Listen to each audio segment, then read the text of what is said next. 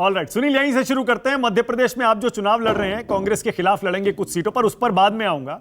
क्या नीतीश कुमार अगर यूपी में लोकसभा चुनाव लड़ने आते हैं, कोई संभावना है उनको कुछ प्रतिष्ठित सीट उनके लिए छोड़ दी जाए और कुछ और सीटें उनको दे दी जाए?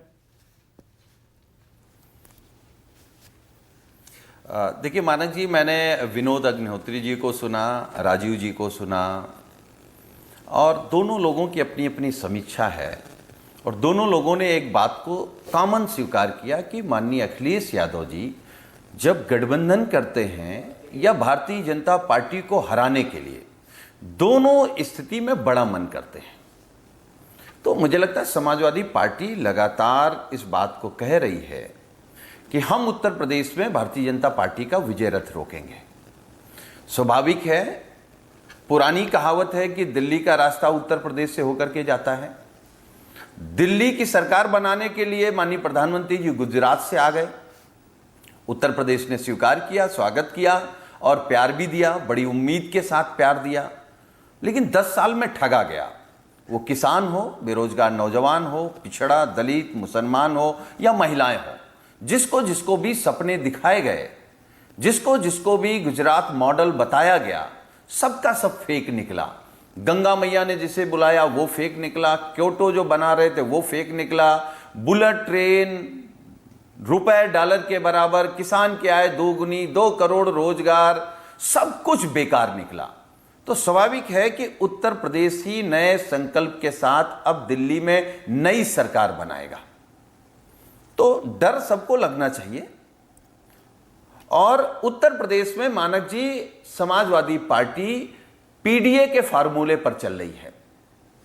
ये नया है, आप पिछड़ा, दलित, अल्पसंख्यक, उस पर हम लोग काम कर रहे हैं। कुर्मी समाज को जो जोड़ने की बात अग्निहोत्री जी ने कही है, तो उस पर हम लोग लगातार काम कर रहे हैं, हर समाज को जोड़ने का काम। तो जो भारतीय जनता पार्टी है वो हमारे पीडीए से भी डरी है और इंडिया गठबंधन से भी डरी है। और हम आपके कार्यक्रम में कई बार हमने कहा कि अब की भारतीय जनता पार्टी उत्तर प्रदेश से ही रुकेगी, और अगर उत्तर प्रदेश से रुकेगी तो स्वाभाविक सी बात है उसकी सबसे बड़ी जिम्मेदारी माननीय अखिलेश यादव जी की है, समाजवादी पार्टी। लेकिन अगर नीतीश कुमार को यूपी में आने देंगे या लाएंगे सवाल सुनील साजन, तो संदेश तो ये जाएगा कि इसका मतलब अकेले नहीं हरा सकते थे यूपी में आप योगी मोदी की जोड़ी को, इसीलिए आपको नीतीश कुमार की जरूरत पड़ी। नहीं, देखिए, हमको जरूरत देश के संविधान को बचाने के लिए, देश के लोकतंत्र को बचाने के लिए, देश की परंपराएं, देश की एकता, अखंडता, देश का भाईचारा बचाने के लिए ही हमको इंडिया परिवार बनाना पड़ा है। हम तो ये महसूस कर रहे हैं कि इंडिया परिवार इसीलिए बनाए हैं कि भारतीय जनता पार्टी को हरा सकें।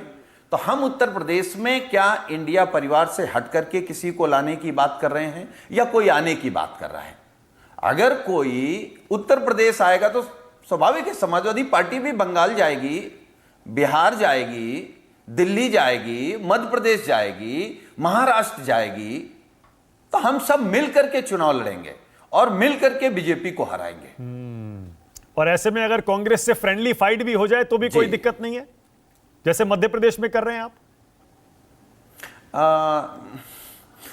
देखिए मानक जी, मध्य प्रदेश में क्योंकि कांग्रेस पार्टी बड़ी पार्टी है, वो अलग की बात है कि बड़ी पार्टी है लेकिन बड़ा मन नहीं है। तो कांग्रेस को यह महसूस हुआ कि समाजवादी पार्टी की ये स्थिति है, हमको इनसे बात करनी है या हमको इनसे नहीं बात करनी है। मैं आलोक जी को सुन रहा था, उन्होंने कहा समाजवादी पार्टी की वो स्थिति नहीं है। समाजवादी पार्टी बिजावर पिछली बार जीती, 4 सीटों में कांग्रेस से आगे रही, भारतीय जनता पार्टी से हारी। तो जो भी आपका कार्यक्रम सुन रहे होंगे जो लोग, और राजनीति में जो भी समझ रखते हैं, जो जीती सीट है वहां किसका हक था, जहां नंबर 2 पर हम थे वहां किसका हक था। लेकिन अब हमें कोई नाराजगी नहीं है आलोक शर्मा जी से। बस इस बात के लिए आलोक जी भी तैयार रहे कि उत्तर प्रदेश में हम तय करेंगे कि आपकी क्या स्थिति है। अगर आप रायबरेली की बात करें तो 5 विधानसभाओं में, लोकसभा में 4 समाजवादी पार्टी जीती है, 1 थोड़ी सी वोटों से हार गई। अमेठी की अगर आप बात करें तो 2 समाजवादी पार्टी जीती है, एक सीट 200 कुछ वोट से हारी है, 2 हम थोड़ा बड़े अंतर से हार गए हैं। तो मुझे लगता है कि कोई बुराई नहीं है, हमें कांग्रेस का फैसला मध्य प्रदेश में स्वीकार है और हमें उम्मीद है कि बड़े मन से वो उत्तर प्रदेश में समाजवादी पार्टी का फैसला स्वीकार करेंगे।